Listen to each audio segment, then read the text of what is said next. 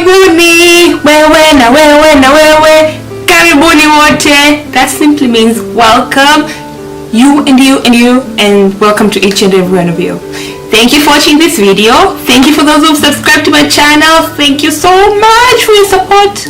I love and appreciate each and every one of you, even the ones who have not subscribed, even you who is watching. Actually, I appreciate everyone who is watching this and those who are not as well. I appreciate everyone basically. So I am Binti Malu. I make videos about Africans, budgeting, education, and at times lifestyle, like just random things about my life. So if you think you'll be interested in seeing such videos, some I have done them, some upcoming, then go ahead and hit the subscribe button and hit the bell as well, and you'll be notified anytime there's a new video, and we can all be part of the Binti Malu family. I am waiting for you. Hit the subscribe button. I'm just kidding. And just do it if you feel like. If you feel like I've made you happy in some sort of way, if you feel like you want some positivity in your life, then you know what to do. Let's be part of this channel and let's make each other happy each Friday. So go ahead and do that.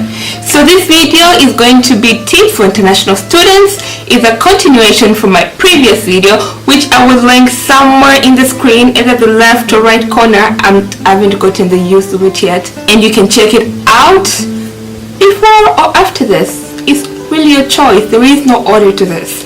So I'm going to try to make this video short because I'm trying to make shorter videos. I figured I'd make 2 long videos. So if you want me to talk in detail about this, go ahead and comment below, and then I will fulfill your request. Like a genie. No, like a genie. I will fulfill their request. Let's just keep it there. So tip number 1 is that you should avoid trouble. That includes drugs, demonstrations, anything that will get you on the wrong side of the law. Just avoid that because you're a foreigner in that country and you don't want to get in trouble because you might risk getting deported, and no one wants you to get deported when you've gone to a country to study. I don't think anybody will be happy about that, right? Tip number 2 is that you should always carry your passport with you, and since this is the only form of ID you will have, given that you're a foreigner and you're a student, so you only have your passport with you. I don't think you can get an ID in the country you're in because you don't have any of the documents other than your student visa. So your passport is the form of ID you have. It's the form that shows, it's the ID that shows that you're in the country legally. So carry with you everywhere. If you don't want to carry your passport, carry a copy of it so that when somebody asks you, you can show them proof that you're there legally. Just carry it around. Don't risk. Don't be like, oh, it's okay, it's a good day, so I'm just gonna walk out without it. Carry it around with you, whether you're in campus or off campus. Mostly when you're off campus, carry it with you. Tip number 3 is that you should make sure your embassy knows that you're in the country. This is just a good thing to do because you never know what might happen, and you never know what you might need to know from your embassy, what information you might need to be updated upon. So if they know you're in the country, then they can contact you and keep you updated. If they don't, then you just stay out of place. And plus, that is going to be your community. That is going to be your community. That's going to be your home away from home. So just look for your embassy, go to them and be like, hey, my name is so and so, I'm studying here, just to let you know that I'm in this country, and there you go. Yeah, it's easy. It's not that hard, right? It's very easy. Okay, you're gonna do it? Great.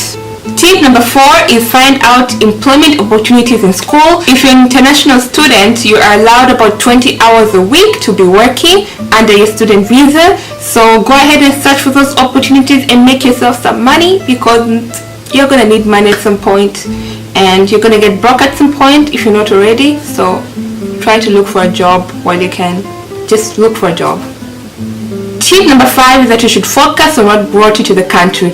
And if you're on a student visa, then it's obvious that you're there to earn an education and either stay in the country or go back home and do something good with the knowledge you've gained.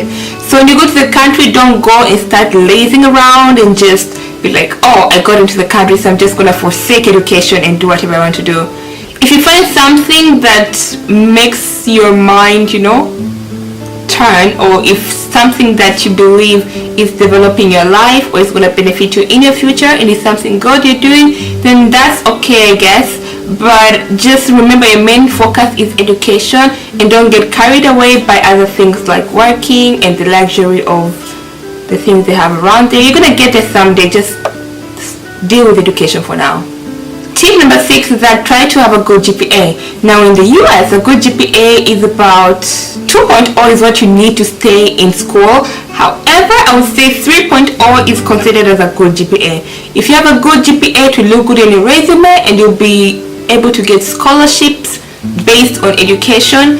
Well, there are other scholarships based on sports or things like that, but if you want to get an educational scholarship, then you might be able to get one if you have a good GPA. So try your best to make your GPA as good as possible. Tip number 7 is that you should join student clubs, students associations, because there you can gain some knowledge as well and socialize with other people and gain skills that your teacher might not be able to impart on you, but your colleagues or your fellow students will be able to impart on you. So join one of these organizations, because it will help you pass time. One thing, it will give you a place where you can belong, and it's just going to be something that's going to enrich your life in one way or the other. You can join an African society, you can join your major-based society, you can join society that is based on a sport you like or a hobby that you like if they have a writing club and you enjoyed writing or journaling, you can join one of those clubs. So there's so many options out there, especially if you're in university. So go ahead and explore that and get into them. Tip number 8 is that don't be afraid to ask and speak up. I know at times we're brought up to be like, if someone is older than you, you shouldn't let your opinions be known. You should just agree with them. But that's not the case most of the time. If you tell them that you differ in opinions in a polite manner, then you give them respect. Don't do it harshly, do it as polite as you can, but as well speak up and don't feel like you're either in the minority or you don't have a right to let your opinions be known, because each opinion matters. So speak up. Let them know what you're thinking. Tip number 9 is that you should consider off-campus living.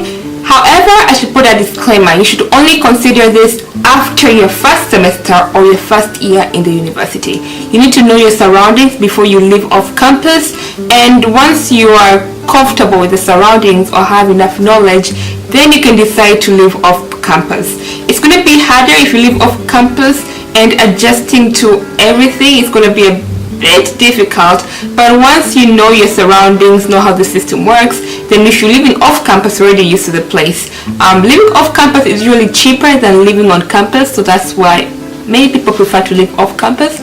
But keep in mind, you need to weigh the good and the bad. If you are going to school for the first time, like this is your first semester, I would suggest to live on campus, because it will be less stress and the transition is going to be a bit easier than if you lived on off campus. Tip number 10, and which is my last one. I sound so excited, oh my.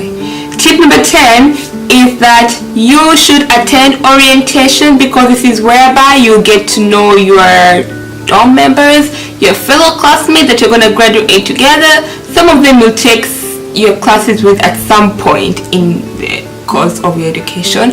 So it's a good time to interact with people, to know your school. Plus it's like usually it's 1 week before school starts, so you don't have classes as yet, so you can just concentrate on knowing your surroundings and things like that. If you go when classes have started, plus you have to adapt to your surroundings, that may be a bit easier, a bit harder and be more stressful.